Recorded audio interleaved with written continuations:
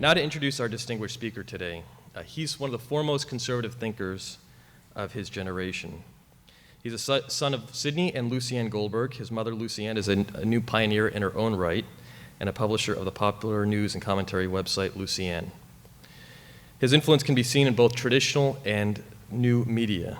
He's a regular contributor of FoxNews.com and USA Today. He holds the Asness Chair in Applied Liberty at the American Enterprise Institute. He's a senior editor at the National Review and the founding editor of National Review Online, and writes a column there at least 3 days a week. In addition to that, he's a syndicated columnist and writes a regular weekly column for the Los Angeles Times. On top of that, he's recently debuted a podcast this October called The Remnant, which covers politics, culture, and international relations with some of the top thinkers of our time. The Atlantic magazine identified Goldberg as one of the top 50 political commentators in America, and he's the author of 2 New York Times bestsellers, The Tyranny of Cliches and Liberal Fascism. And he's the author of a new book, which is available for purchase in our museum store, and which he'll sign after this event, and which also debuted number 5 on the New York Times bestseller list. It's called Suicide of the West: How the Rebirth of Tribalism, Populism, Nationalism, and Politics is Destroying American Democracy. The Daily Show's Trevor Noah says about the book, "It makes me think it engages in ideas." The Weekly Standard's editor-in-chief, Stephen Hayes, says this: "It's deeply researched, beautifully written, and brilliantly argued. Goldberg uses trademark logic and humor to explain how the miracle of liberal democracy and capitalism created the conditions for Western thriving, and how complacence about the system could hasten its collapse. It's equal parts history and polemic, and Suicide of the West is bracing and necessary reminder of the success of the West is neither accidental nor inevitable. It'll be one of the most important books of this year." Ladies and gentlemen, Mr. Jonah Goldberg.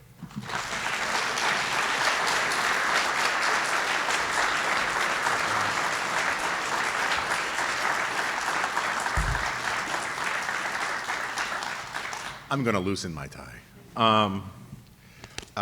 Just a couple quick housekeeping notes, because if I don't make them, no one else will. If it doesn't come up in the Q&A, I just want to be very clear, there is no upper limit to the number of copies you can buy. I should also say that while that was a very generous introduction, it left out the high watermark of my entire career as a pundit. When the LA Times picked me up as a columnist, Barbra Streisand publicly canceled her subscription in protest.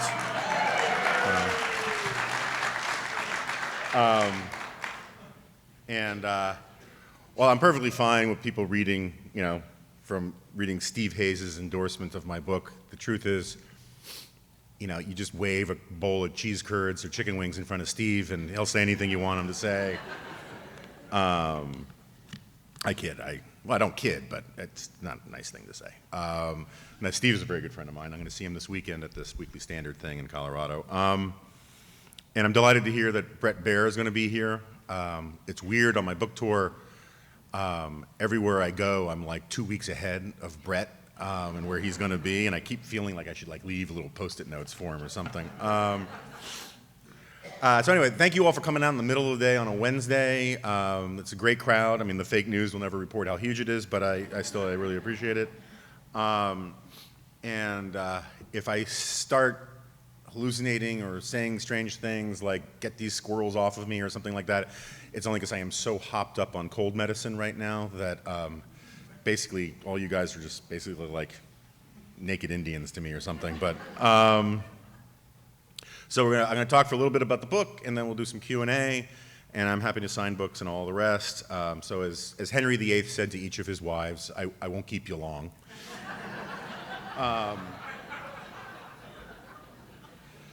So when I first started working on this book, it was right around the time of a grave national tragedy. I'm sure all of you remember the death of Roddy Piper, one of the greatest pro wrestlers of the 1980s. And Roddy Piper, aside from being actually a pretty second-tier professional wrestler, he was also in one of my favorite B movies, and it really is a B movie, called They Live. And you're absolutely forgiven for not remembering it. It's most famous for having the line, I came here to do two things: chew gum and kick ass, and I'm all out of gum. But it is also famous among a subset of very nerdy left-wing intellectuals for being quite literally the greatest piece of Marxist filmmaking ever made. It has been cited in countless PhD dissertations, communist journals and magazines around the world as the Marxist film par excellence, and which I got to tell you, I missed when I first saw it. But part of the reason why is, so if you don't know it, the star of the Roddy Piper plays a down on his luck construction worker, an everyman, a blue-collar guy who is just trying to get ahead and make an honest day's living. And there are tough times going on. And anyway, so one day he finds a pair of sunglasses, and he puts them on, and all of a sudden, he sees the reality of the world behind the illusion. Sort of like today, there's all this talk about how it's like taking the red pill, right? It's like all of a sudden the veils are lifted from his eyes. And so when he sees a woman in a bikini in a billboard saying, come to Aruba, he puts on the glasses, and all of a sudden it says, marry and reproduce. And when he looks at magazine covers, they say things like obey, behave, conform, right? This is essentially Frankfurt School Marxism, which says that inherent in the structures of latter-day capitalism are these tyrannical fascistic forces forcing people to conform and whatnot.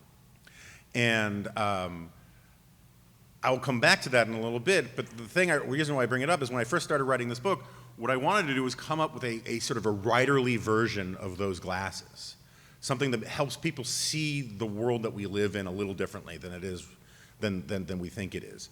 And what I wanted to expose is sort of the permanence of human nature and how we have not escaped human nature. And so one of my favorite things to do is sort of collect examples of things that would be recognizable to people from 500 years ago that we take for granted as just being sort of modern. And so one of the examples I often use is in a lot of states in Mexico,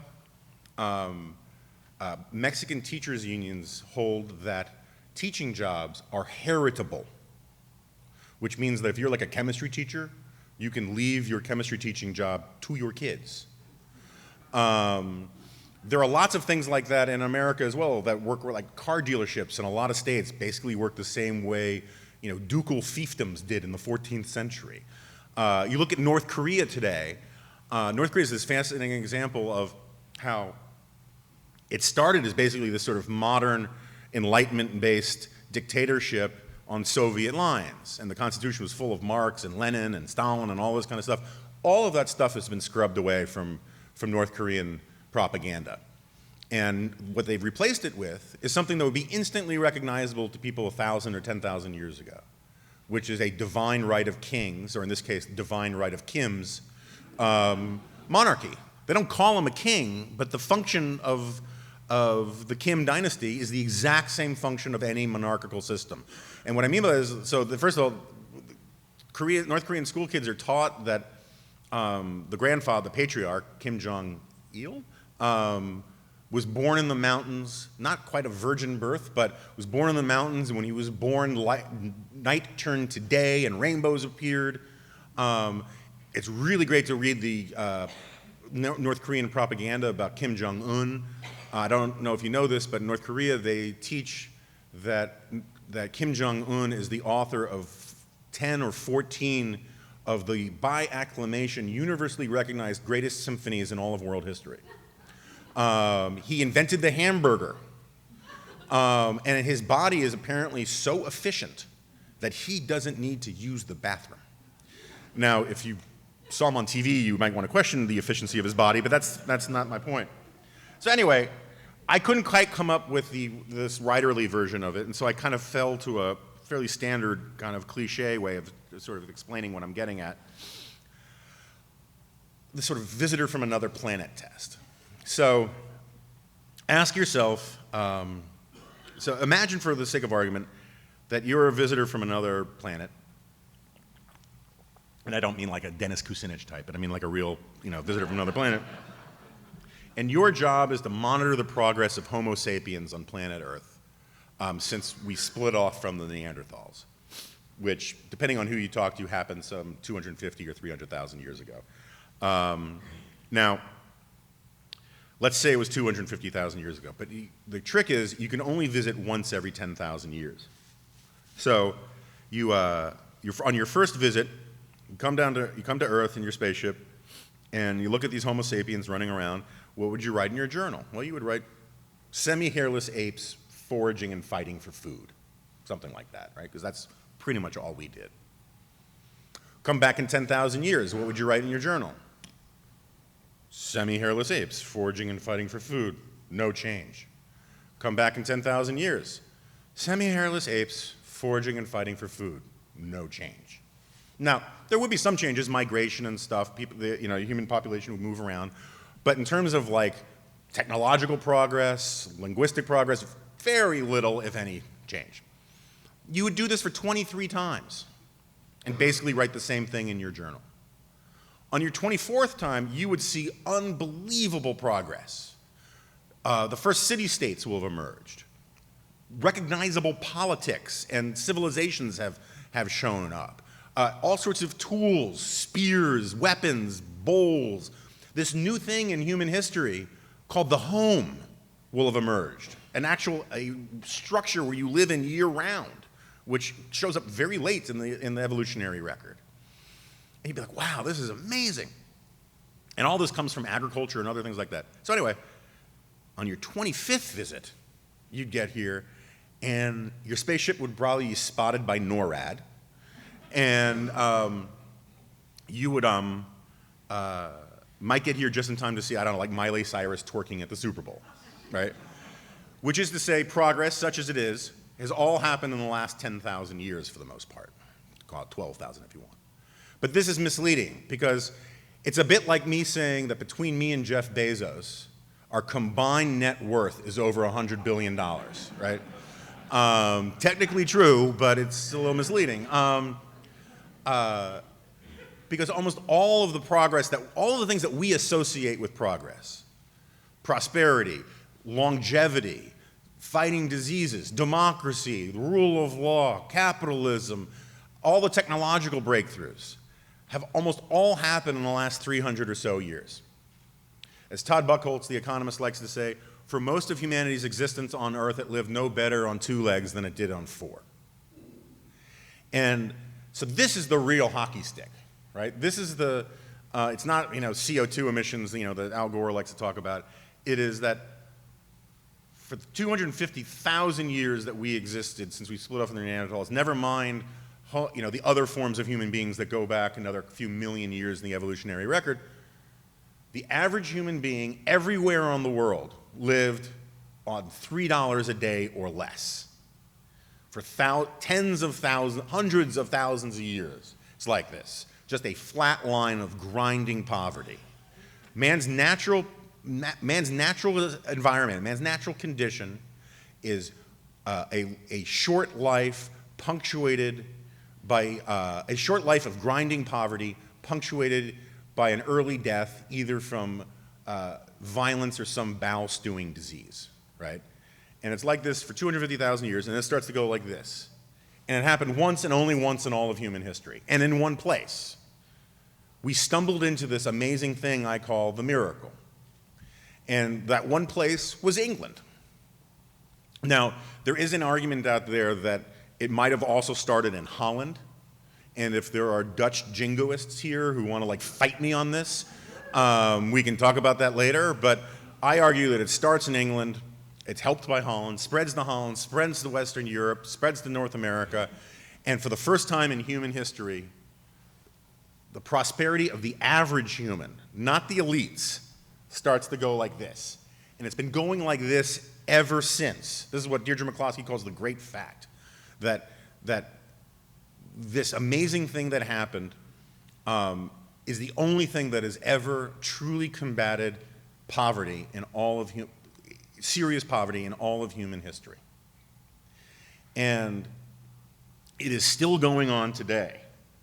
We right now are living in the greatest moment of poverty alleviation in all of human history, where hundreds of millions of people are being lifted out of poverty in Asia and Africa because they are moving towards these policies of free market economics, even if it's grudging, even if it's still corrupt and all of the rest. It's not the UN saving all of these people. It is this weird idea that escapes out of England 300 years ago, 350 years ago, that's changing, and it's continuing to change the world. I call this idea at this moment the Lockean revolution, after John Locke, but I want to be very clear, John Locke did not create it, he is not responsible for it, he reflects it, he symbolizes it. And so what is the Lockean revolution? Well, it's basically the idea, it's this fundamental transformation in the way we think about ourselves. This is what Deirdre McCloskey says, is that what causes this miracle are just simply words, rhetoric. The story we tell ourselves about ourselves suddenly changed once in England, and the world has never been the same. And these ideas, you know, the Lockean revolution can be described as the idea that our rights come from God, not from government. We are citizens, not subjects. That the fruits of our labors belong to us, that the individual is sovereign, we are captains of ourselves, and that because the fruits of our labors belong to us, innovation is a good thing. For most of human history, everywhere in the world, innovation was seen as at least suspect, if not evil. In Western Europe, in the Catholic tradition, it was called the sin of curitas, questioning the established order. And all of a sudden, for some weird reason, in the 1600s and 1700s, this middle-class ideology emerges that says, no, innovation is a good thing, that creating a better mousetrap, even though it threatens the guilds or the throne or the aristocrats, is a good thing. And it unleashes this incredible tidal wave of economic wealth. Sorry I'm drinking so much water. I smoked an enormous amount of pot before I got here. And I get dry mouth. So the reason I bring all of this up is because what I'm asking the people is to put on their sunglasses a little bit and look at the world around us today. And first of all, stone people to death whose phones go off. No, just kidding.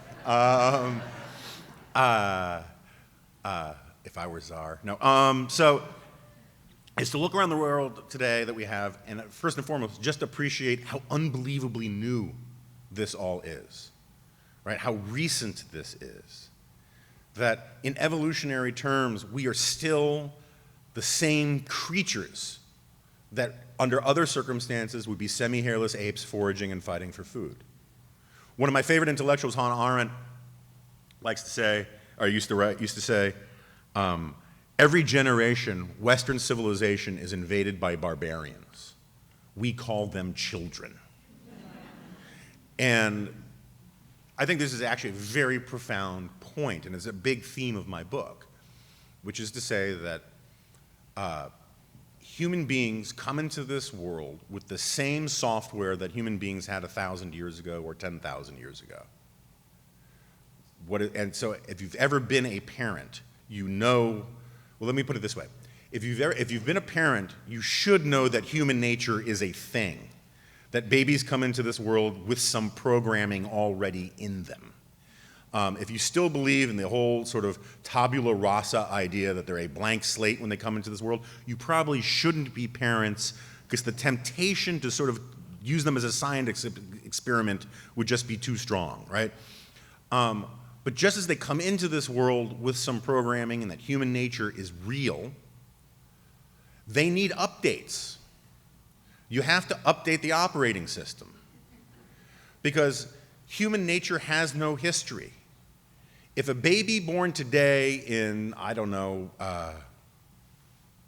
Los Angeles, you know, in Santa Monica, was sent back in time 1,000 years to some Viking village, and it was adopted by a Viking family, it would grow up to rape and plunder the English countryside.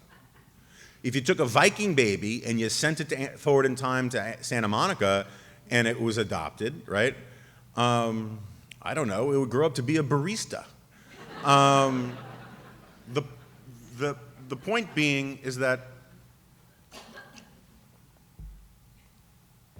we are all born barbarians. We are all born naked, penniless, and ignorant. And we are born into a civilization, not the United States of America, not Western civilization, but the family. And what the family does first and foremost is it civilizes babies, barbarian babies, into productive members of society. Hopefully, that's right. And if the family breaks down, other institutions can help out, but if you talk to any teacher, they'll say all the problems start at home. The family is hugely important, and so are these other institutions, faith, schools, organized religion, local communities, all these kinds of things. All sorts of institutions, starting with the family, work to model and teach behavior to civilize people. Civilization is a verb, right? It is an action. We civilize people, and a civilization is simply the collective product of that effort. So the reason I bring this up, and again, to put on sort of the sunglasses thing, and I have no idea where I am in my actual prepared comments, is to point out, and this is something that annoys a lot of my friends on the right,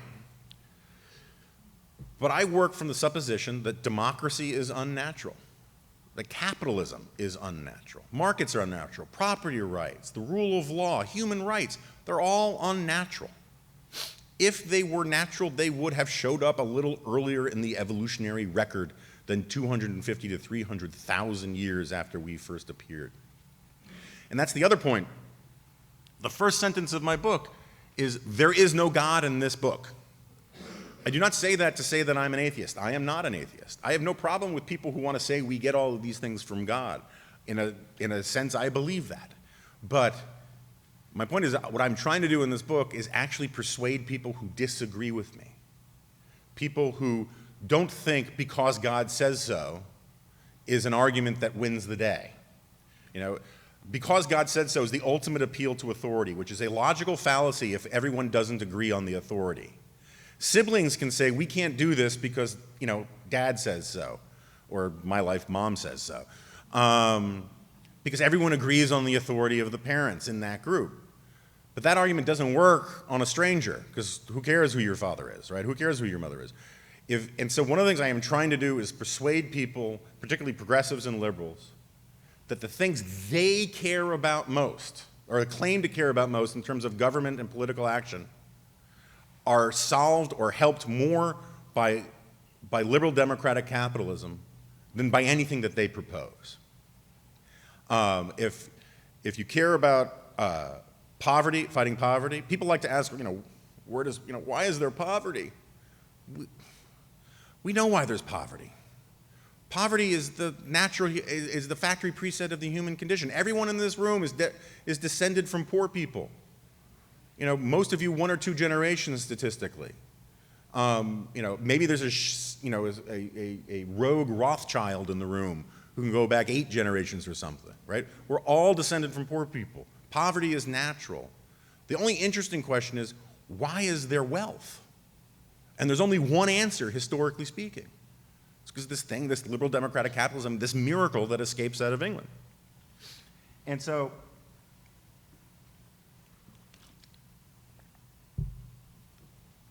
that's part of my argument. Another part of my argument is that because it's unnatural, because the rule of law is unnatural, because capitalism is unnatural, property rights are unnatural, there's something in human nature that is constantly pecking at us saying, this isn't the way I want to live. This isn't the way I'm supposed to live. It's an amazing story I tell in the book about how during the early days of the American colonies, whenever an American, or an English person back then, escaped one of the colonies to go live with the Indians, they never wanted to come back. And whenever one of the Indians came to live with the Americans, the first chance they got, they tried to escape and go back and live with the Indians. There's something that just pings our psychological sweet tooth to live tribally. And so in other words, you have to teach people, very carefully teach people, that this is the way the world is supposed to be, because it actually isn't. the way the world is supposed to be. And one of the things that liberal democratic capitalism does is it teaches us how to deal with strangers in a productive way. In a state of nature, if you're carrying a bushel of apples and I want your apples, the way I get your apples is I hit you over the head with a rock and I take your apples. In a market system, the way I get your apples is I give you money, which you want, and you give me apples, which I want, and it's non-zero sum. Everybody wins. And so part of this argument is I get from Friedrich Hayek, who argues that in The Fatal Conceit, that the world is divided into the microcosm and the macrocosm. In the microcosm, that's the family, right? And in the family, people don't really appreciate this very much, but in the family, most of us are communists. I don't put price tags on my daughter's food, right? I don't charge her rent yet. I don't make her work off her medical bills, right? In the family, it really is basically from each according to his ability to each according to their need. And that's as it should be. That's the microcosm. The values of the microcosm, where you actually live, your local communities, your friends, your family, your kith, your kin, work very differently than the macrocosm. If your Uncle Irving comes and knocks on your door at 3 o'clock in the morning and says, hey, my flight was canceled, I really need a place to crash, you say, let me go get, the bedding. If a stranger knocks on your door at 3 o'clock in the morning and says, I really need a place to crash, you call the cops, right? And so that's the microcosm. It's the rules you have for friends. My dad always used to say the single most corrupting thing in business wasn't money, or in journalism, it wasn't money, it's friendship. If a stranger called my dad and said, I'll give you, $500 to hire my son, my dad was like, get the hell out of here. But if your oldest friend called him and said, hey, my son really needs a hand, will you help him out? You might still say no, but you'd think about it a lot more, because we do things for friends and family. There's never been a society anywhere in the world where people didn't give special treatment, special preference to first relatives, but also to friends. That is part of human nature. It is wired in. And so then there's the macrocosm. That's the world of contracts and laws and how you deal with strangers. And there are different rules there. And so part of Hayek's point, part of my point in the book, is that if you ever try to take the rules of the microcosm and apply them to the macrocosm, you have tyranny. Because, as Hayek puts it, we evolved to live in little troops and platoons and tribes, and to have sort of reciprocity and shared resources and all the rest. And you can do that when you know everyone's name and you recognize everyone's face. There's a thing in sociology called Dunbar's number, which says that we only can really know about 150 people. And so one of the reasons why socialism doesn't work is that you can't have a tribal attachment to 310 million people. And so Hayek's point is that when you take the logic of the microcosm and you apply it to the macrocosm, it is inherently tyrannical. I would argue every single form of tyranny and oppression in the last 300 years works on these lines. I wrote a book called Liberal Fascism. Fascism was simply tribalism for one country. Nazism is tribalism for one race. Communism and socialism are tribalisms for one class. They are all these things that say if we all just work together, if we all try our hardest and work together, everything will be so much better. And they're very appealing. The problem is they're not true. And so the second part of the book, or the second major argument of the book, is my discussion of corruption. Now, what I mean by corruption, today when we talk about corruption, we associate it with, sort of the job description of an Illinois governor, or the stuff that Michael Cohen does, right? And that's fine. If you want bribery, graft, fine, that's one perfectly fine definition of corruption. But there's another definition of corruption, a deeper, a richer one. If you read the Bible, if you read Shakespeare, if you go through the Oxford English Dictionary or read Chaucer, well, if you read all those things, you have better reading habits than I do, but that's not the point. Corruption actually implies things like the second law of thermodynamics. It implies the idea of entropy and decay, ashes to ashes and dust to dust, the idea that nature will always reclaim what is hers. Rust never sleeps. If you don't maintain and upkeep a house or a car, eventually nature claws it back. As the Roman poet Horace put it, you can chase nature out with a pitchfork, but it always comes rushing back in. And one of the things that Christianity introduces into the world, and Judaism too, but really Christianity in a powerful way, introduces this idea that giving in to your base instincts is corrupting, right? That you're supposed to aim your sights to something higher and above. And that's what I mean about corruption. I mean giving in to nature. And in this case, what I mean is giving in to human nature.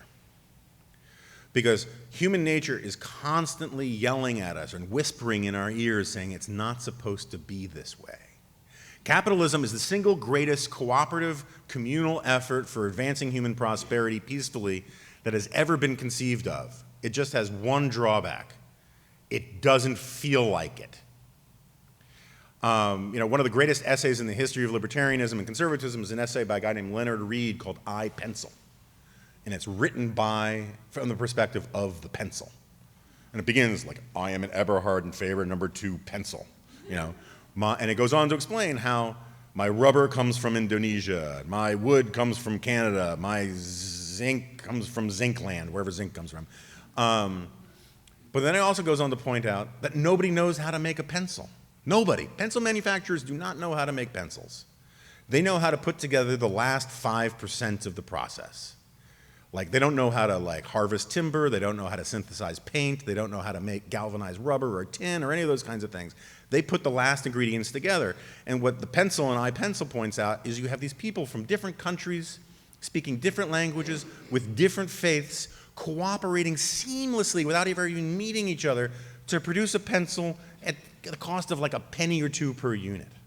It's this amazing thing. It's this miraculous thing. There was a guy a few years ago did an exhibit for the museum in London called I Toaster, where he made a toaster from scratch.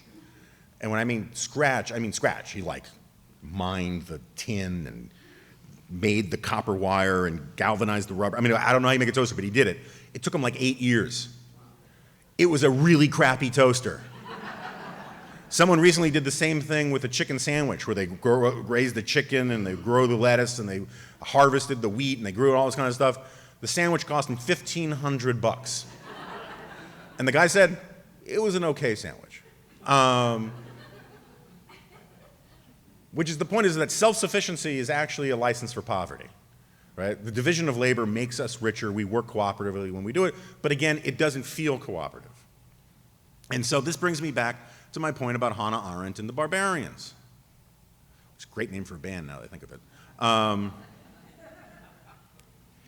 When civil society doesn't do the work of civilizing barbarians, when it doesn't actually get us attached to the important things in the microcosm and teach us how to deal with our emotions and our instincts and our feelings and with strangers, we don't lose that innate desire, that hard wiring that comes with every human being to want to be part of a group or a tribe or a small unit. What we do is we start looking for bad sources to satisfy that craving. It's what Robert Nisbet called the quest for community. We want to be part of a group. We all want to have a sense of meaning and belonging that we get from stuff. I attended the 2012 Democratic Convention, probably for reasons having to do with original sin. And the first words of the Democratic Convention were, government is the one thing we all belong to. And as a Tea Party-ish kind of guy, that makes me want to flip the safety on my rifle, right? Because that's just like, again, Lockean guy. Rights come from God, not from government. We are citizens, not subjects. The government works for us. We don't work for it. But I'm not the target audience for the Democratic Convention. There are millions upon millions of decent people who feel lost, alienated, forgotten, and afraid, who hear government is the one thing you can belong to, you can feel like you're a part of. People are desperately in search of feeling like they're part of something. And when civil society breaks down for complex and important reasons, when the family breaks down, we don't lose that desire to belong to something, we start looking to bad places for it.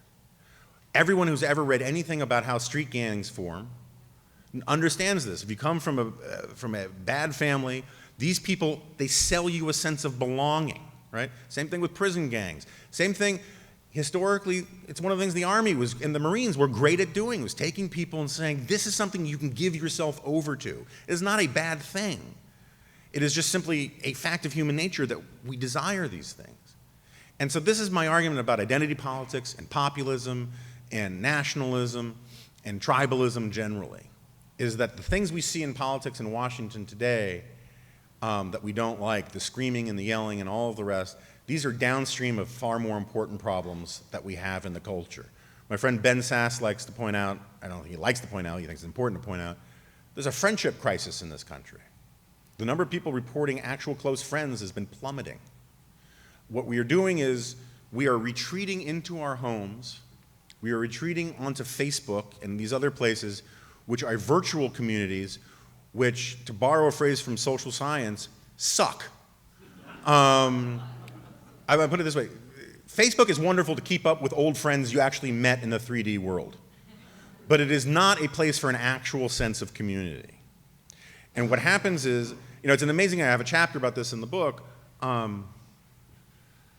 when we watch entertainment, there's a big chunk of our brain that doesn't know it's fake.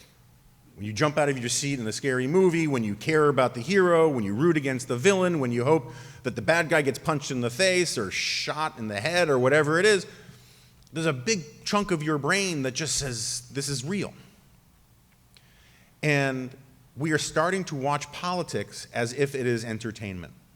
There are these amazing studies where you can tell people, you show people video of someone being tortured or mistreated, slapped, or whatever it is. And if you don't know anything about the person, the empathetic centers of your brain light up.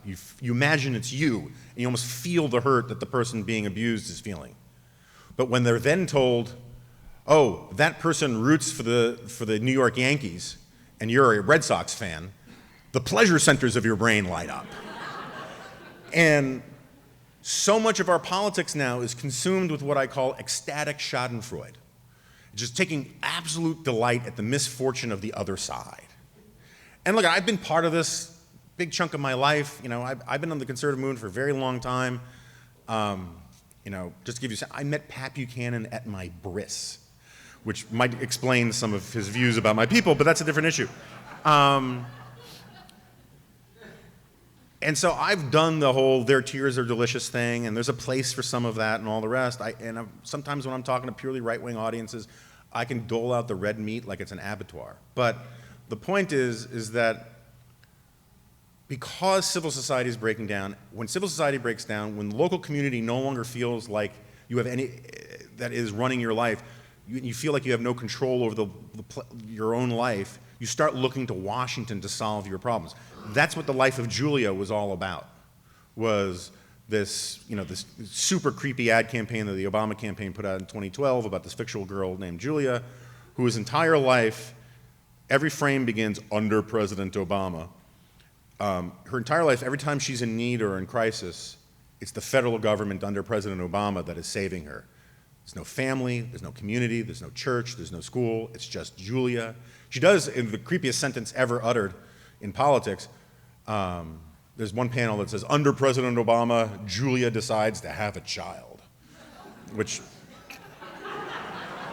just makes me feel unsafe. But this has been the story that progressives have been selling for a very long time, this idea that the government can love you. This is what nationalism sells, right? And this gets me back, and I'll sort of close on this point because I know I'm going long.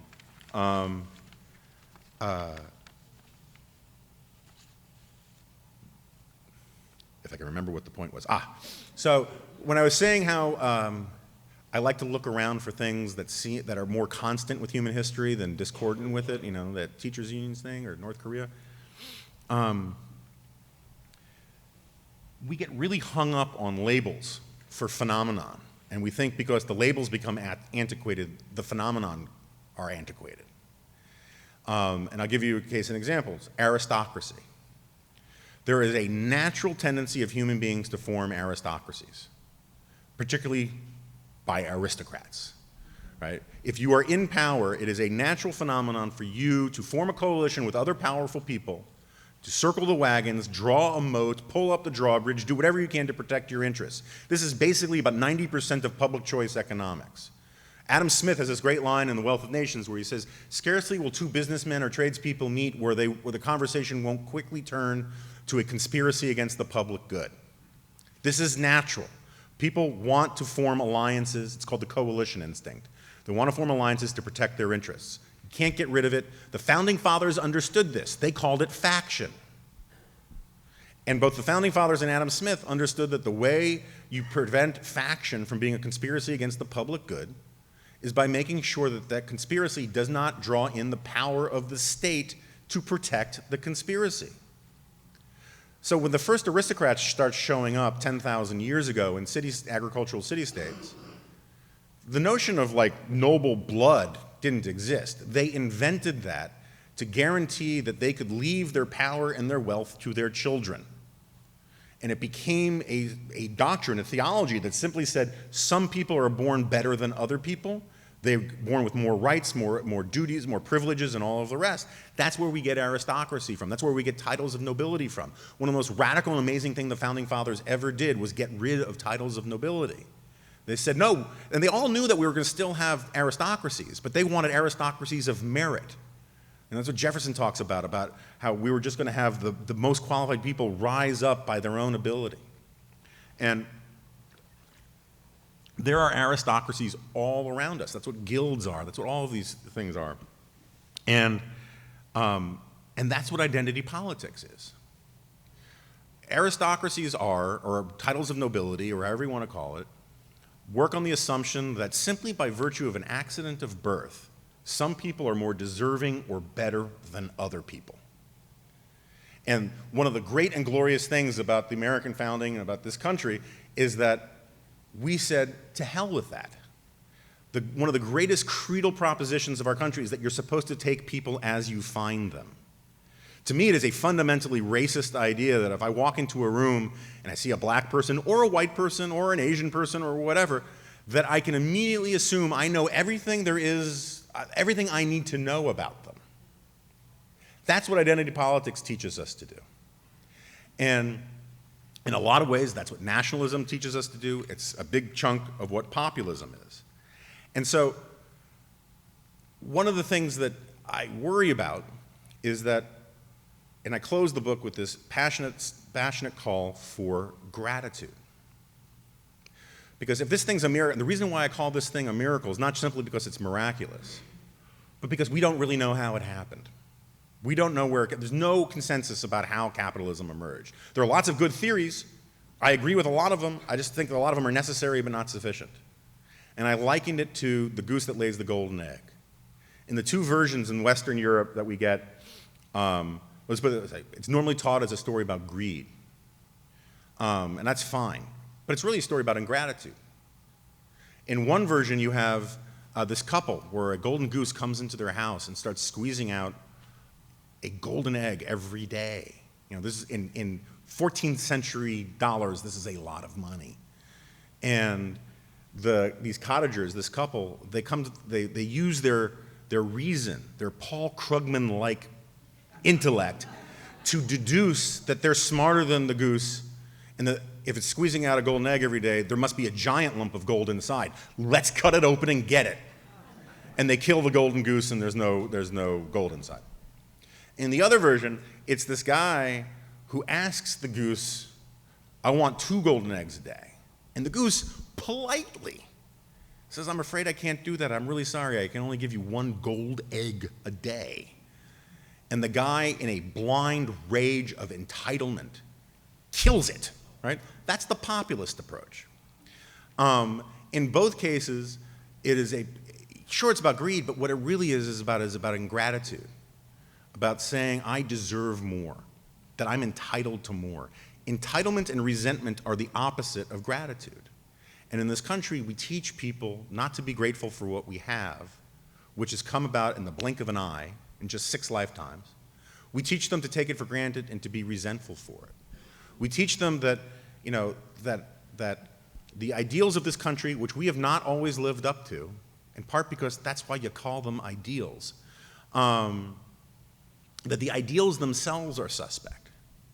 When the Declaration of Independence was written, the beginning was not considered very important. It was sort of like Jefferson on a deadline throwing out some boilerplate, right? What was interesting about the Declaration of Independence was the end, independence. Then over time, this argument percolated that no, this proposition that all men are created equal and endowed by their creator with inalienable rights, that's really what we're about. But it took Abraham Lincoln at Gettysburg to essentially reinvent America and say 77 years ago, our forefathers came here with a proposition that sort of it reestablished what America was actually about.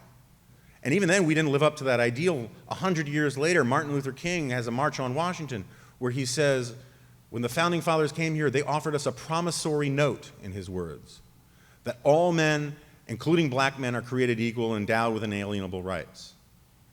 What he was doing was appealing to the best version of ourselves. He was talking to white Americans saying, you're falling short of your own ideals. I absolutely want to teach about slavery. I want to teach about all the bad things that we've had in the history of this country.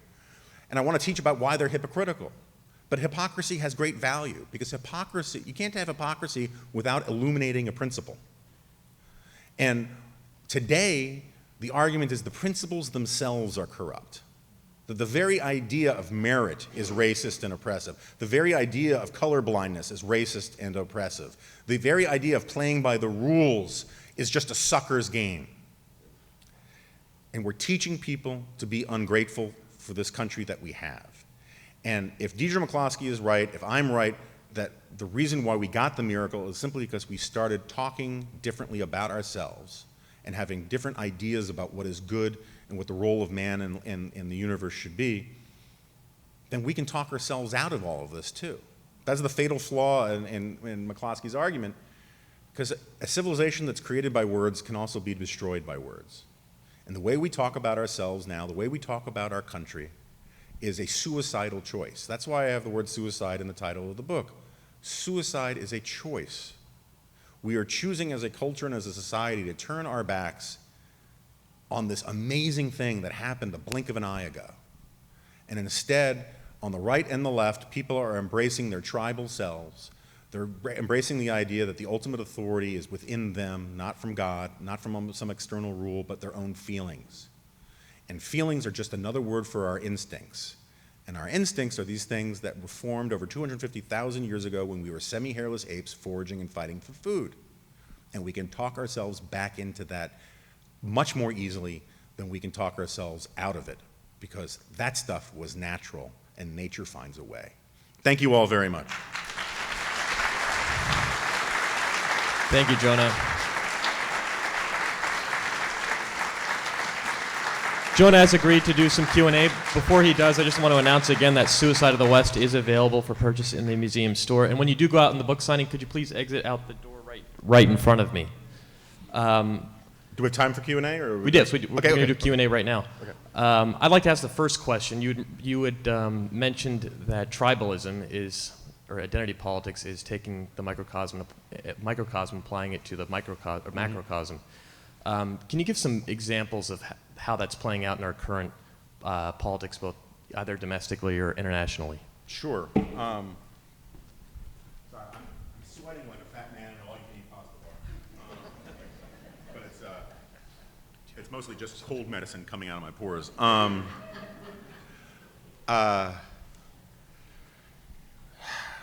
So it's very easy to do. I mean, I can do it a dozen different ways. I'll start with President Obama, so I'll prove how bipartisan I am, because then I'll finish with Donald Trump. One of my obsessions is the concept that we get from the brilliant philosopher William James, called the moral equivalent of war. If you go through this museum, you can actually find some sort of allusions to its cultural impact here. There's war on poverty stuff and war on cancer and whatnot.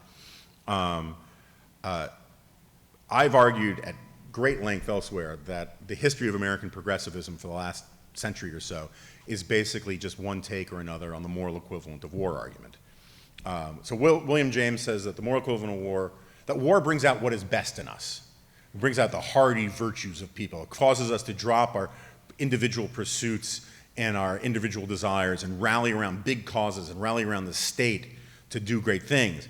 But James admitted war is pretty awful. So what we need is an equivalent to war that causes people to drop their petty associations and fall in line and do what the government asks us to do. And that is what his protege, John Dewey, had in mind when he talked about the social benefits of war in World War I. That is what the progressives behind World War I had in mind when they started doing all of these unbelievably totalitarian things here at home. They were using World War I as an excuse to try out a lot of this moral equivalent of war kind of thinking. The New Deal was sold explicitly as the moral equivalent of war, where FDR went around saying that we were going to use the techniques we used during World War I to fight the Great Depression. And you had industrial armies where different trades had to wear uniforms. The NRA, which was run by, not the gun lobby, but the National Recovery Administration, was run by a general named Hugh Johnson, which you've got to be careful when you say fast. He ran the draft during World War I, and he wanted to essentially militarily mobilize the country to fight the Great Depression. This was seen as the best economic model. War on poverty comes out of this argument. The New Frontier comes out of this argument. And I'll just close on this part of it with Barack Obama. In 2012, during his State of the Union address, he went on at great length about, first of all, he pointed out that he killed Osama bin Laden. I don't know if you know that he mentioned that every now and then. But he said, wouldn't it be great if America was more like SEAL Team 6? Because those guys, what they did was they dropped their partisan biases, they dropped their petty ambitions, and they rallied around a single great cause for their country. Everyone seemed to love this except for me, because I thought this was grotesque. That's not America, that's Sparta. The military doesn't exist to be a model for the best practices for how we organize our lives at home. The military exists to protect the zone of freedom where we all can enjoy our individual pursuit of happiness as we see fit. We're not supposed to organize society on martial lines. But the reason why the moral equivalent of war argument is so appealing to people is because that really pings our evolutionary sweet tooth. That is how we survived as a species, was figuring out how to cooperate in making war against the common enemy. And so then there's Barack, and then there's Donald Trump. Sorry, that was just messing with my pacemaker.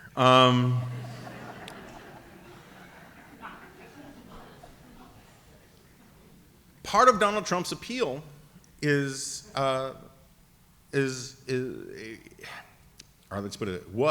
strictly classically populist appeal, where he didn't talk a lot about being a conservative. He talked about doing things for conservative interest groups, and I'm glad about that. And that's turned out in some ways a lot better than I thought it would. I have no problem with transactional arguments for Donald Trump. I have some problems with them, but that's a different argument. But his whole talk, his rhetoric was all about fighting and winning, which are not classically conservative, Anglo-American conservative concepts. They're much closer to Nietzsche, right? I mean, winning is an amoral concept. Fighting is an amoral concept. Fighting for what? Winning what? But he didn't fill that in, because what he was asking people to do was sort of fall in line behind this big man, this sort of avatar of populist rage out there. And part of my objections to Donald Trump, I'm not a never Trumper. I was a never Trumper because for me, I define never Trump as not voting for him or endorsing him. I did neither. He then won. I was saying I'm going to be a never Trumper after he becomes president of the United States seemed juvenile to me. You got to, take the good and take the bad. There you have the facts of life. That's a different thing. But no, you gotta sort of call balls and strikes once he's president, and you only have one president at a time, so you got to give him a shot. I'm not a member of the resistance. Those guys argue you know, Donald Trump put salt on his French fries. Hitler put salt on his French fries, right? I mean, it's just this really cheap sort of nonsense stuff, and I keep trying to explain to these guys, look, whatever Donald Trump's faults, the guy is not Hitler. Hitler could have repealed Obamacare.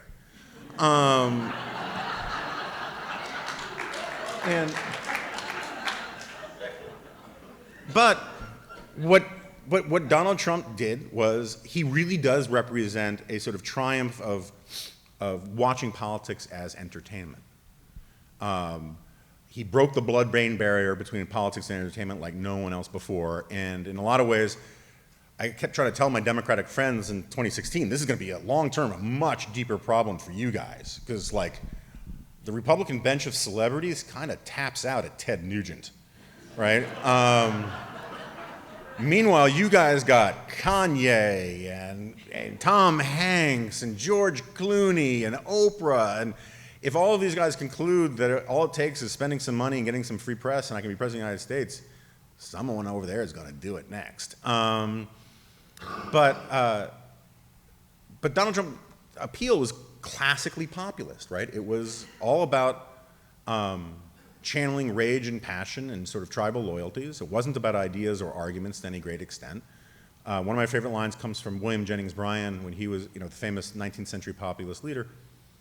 And he said, the people of Nebraska are for free silver, therefore I am for free silver. I will look up the arguments later. And so Donald Trump, in many ways, was a sort of an inverse image of Barack Obama, and that he shared with Barack Obama a lot of the assumptions about the role of the federal government, that it's really, that everything is run from Washington, and that what we needed in there is a man who's strong enough and has the will, to do what is required, and all of the kind of thing that was sort of implied in Obama as well. And anytime you have you make the argument that that most of the problems in your personal life can be solved by somebody a couple thousand miles away in Washington, you're selling them a bill of goods. And it's not explicitly trying to impose the macrocosm on the microcosm, but it is, certainly if you listen to Jesse Waters on Fox, where they talk about Trump as if he's our father, and that kind of thing. Anytime you talk about any leader of a country as if he's your father or your mother or anything like that, you are taking explicitly the logic of the microcosm and applying it to the macrocosm. All right. We have a question in the back row. Okay. A big issue in identity politics now is this concept of intersectionality, where people seem to be competing over cataloging all the ways in which they've been victimized. I don't know if you talk about this in your book, but where do you see this coming from, and where do you see this going, where people are basically competing over who has been more victimized by someone else? Yeah, so, part of the argument that I get into in the book that it's very hard to talk about in neat chunks in front of an audience,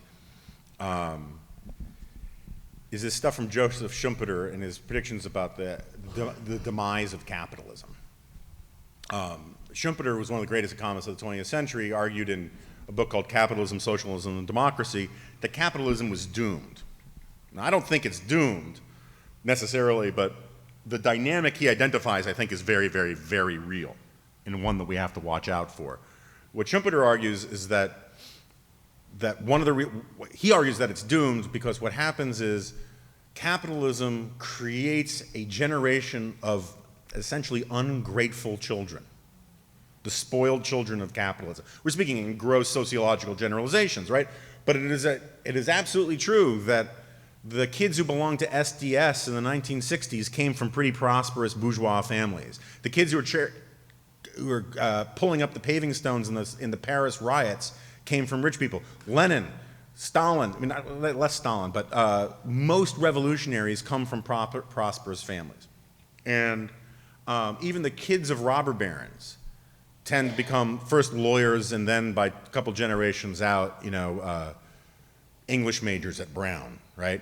And so part of this process, what Schumpeter gets into about the new classes, he says what happens is, and he gets a lot of this from Nietzsche, in the genealogy of morals, Nietzsche talks about how, and this is part of Nietzsche's indictment of Christianity. You can see why this is tough to talk about in public. But according to Nietzsche, what Christianity did was the priests, they basically took what were once considered virtues of the knightly class, of the aristocrats: strength, will, glory, honor, all that kind of stuff, and they turned them into vices. And so instead, now the goal was to be meek, to be humble, right? And that's what the new class does with capitalism and Western civilization generally. They take what was great about America in the West and they turn them into evils. And I think intersectionality and identity politics, that stuff, is just downstream of that process, right? Where these days we confer nobility on people when they're victims.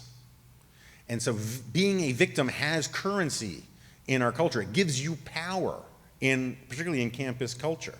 And so no wonder it's like, it's like earls and dukes and viscounts arguing with each other about who outranks who on some heraldic chart. Does the transgender guy with one foot outrank the lesbian poet with a cleft palate? I don't know, right? But we got to figure it out, right? That's basically what intersectionality is. And it's downstream of this larger project of basically, this is how I put it. You probably saw the movie Goldfinger, James Bond movie. So Goldfinger's brilliant plan isn't to rob Fort Knox. It's to irradiate all of the gold in Fort Knox so that it can't be brought to market for like 10,000 years, thus making his stockpile infinitely more valuable because gold is so much more scarce. That's what Howard Zinn and a lot of people on the left are doing with the story of America.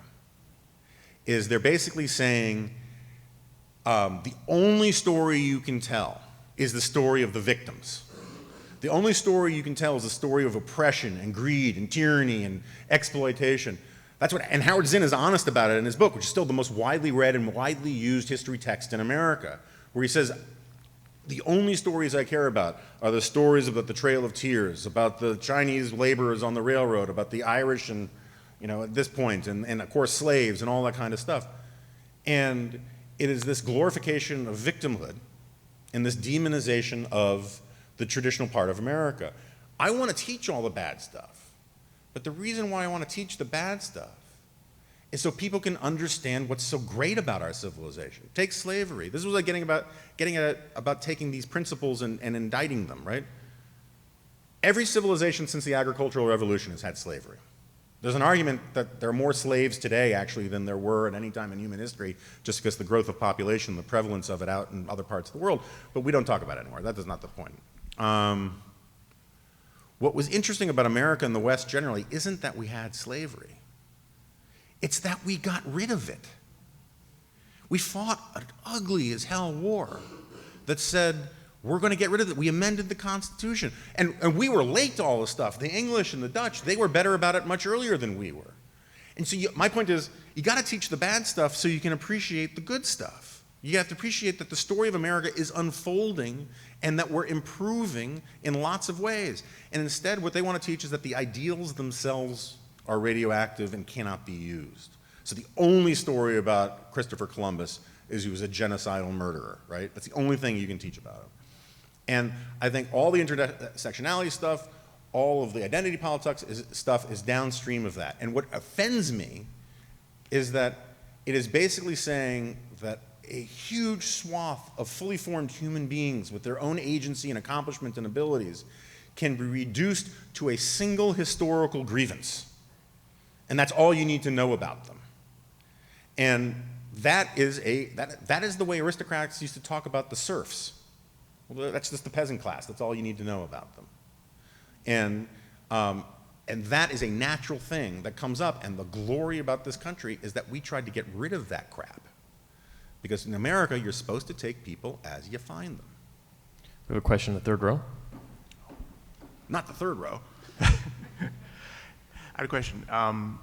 you were talking about the tribalism on the left and the right, and obviously on the right it's really grown extensively probably in the last couple of years with, obviously a certain part of the right that has been kind of excluded, that was kind of labeled Never Trump, and it's kind of picked up since in the sense that, it seems like it's gotten very nasty with any ideas that deviate from this fixation on Trump is shut down, as well as certain personalities on Fox News that kind of use their pulpits to kind of push pro-Trump agenda. And my question is that, do you think that, at one point, conservatives all, if we disagreed or if another person disagreed, it was very civil, it was very polite, but it seems like it's turned very nasty. And do you think that there will be any sort of reconciliation where the groups will come back together again? Or do you think that, kind of like we were talking about with the tribalism, do you think there will be more separation? And do you think that could backfire with Trump, for example, or do you think it could backfire in other areas? Yeah, there's a lot going on in there, and I'll say at the outset, I've given a speech titled, Cheer Up for the Worst Is Yet to Come for the last 10 years, and every year it seems more and more prescient. So yeah, things could get worse. They can get better too, but they can get worse. I guess and I go back and forth about some of this stuff, but how to put this? I guess where I would start is to say that I think one thing that most people need to realize is that Trumpism is better understood as a psychological phenomenon than a coherent ideological phenomenon. There are a couple things that Donald Trump truly has believed in for a very long time, mostly having to do with things like trade. Even immigration, he's a fairly recent convert to his hardline stuff on immigration. Remember, he criticized Mitt Romney as being too harsh on immigration, which is to say that he just is not a rigorous, coherent, intellectual thinker on these things. He's very much a creature of human nature. He goes with his gut. He says he goes with his gut. None of these things are things that Donald Trump should have a disagreement with, because I think it's just stuff that he's admitted to. Where we get into trouble is that because it's not a coherent ideological program. Steve Bannon, there were more layers to his ideological program than the layers he wears of clothing, and he actually believes a lot of this nationalism stuff, economic nationalism, all that kind of stuff. Trump really, for the most part, hasn't thought these things through, and so you get this very strange dynamic, which is very much reminiscent of the dynamics of imperial courts going back thousands of years, where everybody has to kowtow to his vanity and to his ego. And so Donald Trump cares more about praise than he cares about policy. And I mean that very sincerely. If you go back to last year when Bannon was still in the White House and they were trying to get rid of, Mitch McConnell, Cocaine Mitch, and where basically Corker and Jeff Flake were essentially hounded from public office because they criticized Donald Trump a few times when Donald Trump said things that I thought were eminently worthy of criticism. And Bannon went around promising to primary all these guys, to destroy these guys, because these guys weren't supporting Trump's agenda. The only problem is that is what social scientists call a lie. If you go back and you look what Mitch McConnell's voting record, which is essentially Trump's agenda in the Senate, he voted with Trump 98% of the time. Corker and Flake voted close to 92% of the time with what the White House wanted. They were supporting Trump's actual agenda. What they weren't doing was heaping praise with him or staying silent when he deserved criticism. Same thing, the grief that Ben Sass gets and all this kind of stuff. Meanwhile, Rand Paul did more to undermine Trump's agenda in the Senate than almost any other Republican. He's basically why we didn't get Obamacare repealed. But Rand Paul never criticized Trump in public. He only praised him. And so Bannon and those guys never went after him. The point being, it's not about policy. It's about a cult of personality. And I think that when Trump is out of office, some of that will evaporate. The question is how much of this supposedly Trump agenda creates its own self-perpetuating constituencies and interests that then rally around it beyond Trump. And I don't have an answer to that. I gotta say, I find it amazing that some of my friends who turned blue in the face screaming about Barack Obama's picking winners and losers in the economy had no problem with Donald Trump picking, winners and losers in the economy. And in this week, apparently supporting a Chinese phone company, which was just very, the 2018's riders are kind of nuts this year. So it's kind of hard to forecast, but for the most part, almost all of Trump's imitators have done very, very poorly. Because Trump gets a pass for his shtick that no one else really seems to.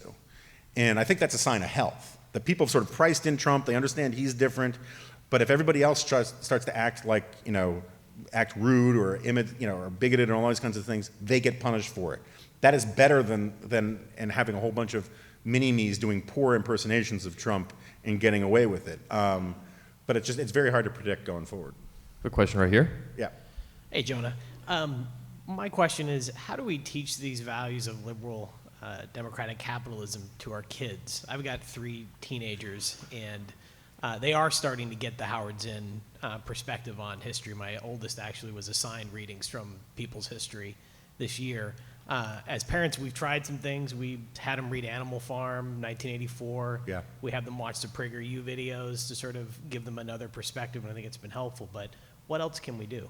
Yeah. So, there are a bunch of things, and let me be upfront, I'm not doing a great job with my kid on this either. It's hard. And this is something that I've been putting a lot of thought in. It's an aside, but people who think that school choice is going to solve all of these kinds of problems are just wrong. I'm for school choice, don't get me wrong, but I have school choice already. I send my kid to a very expensive, when I'm writing the checks, private school in Washington, D.C., or just outside of Washington, D.C. So I have school choice. I've chosen this school. I've used my money. I don't use the public schools. They still teach her this crap. And all my friends who send their kids to good private schools and good public schools, they teach that crap too. Because in part, the new class people, the children of affluent people, they want to become teachers. They want to become proselytizers for this different faith. People who have sort of normal ambitions in life tend not to go into these professions. And I don't mean this in a disparaging way. I think it's a wonderful thing to be a teacher. But disproportionately, if you believe that if we could just teach the children that socialism is better and all that kind of stuff, you're actually willing to be entrepreneurial with yourself and become a teacher in a way that, if you're going into business, you're just not going to do that kind of thing. Anyway, I'm a big believer in teaching a couple basic concepts. The first one, and partly this is just because I've spent the last few years like Howard Hughes with Kleenex boxes on my feet working on this book, but one of the biggest problems is explaining to people that our understanding of poverty is wholly subjective, not objective. We have a sliding definition, an evolving a living definition of poverty. There are most of the people in this room are individually richer than whole villages in India. I think of the global, Occupy Wall Street had that whole thing about the 1% and the 99%.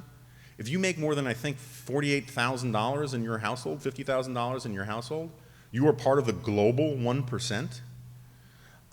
So this idea that, that we teach kids that sort of capitalism creates poverty is nonsense. Capitalism alleviates poverty, but it does create inequality, and that's what drives a lot of people nuts.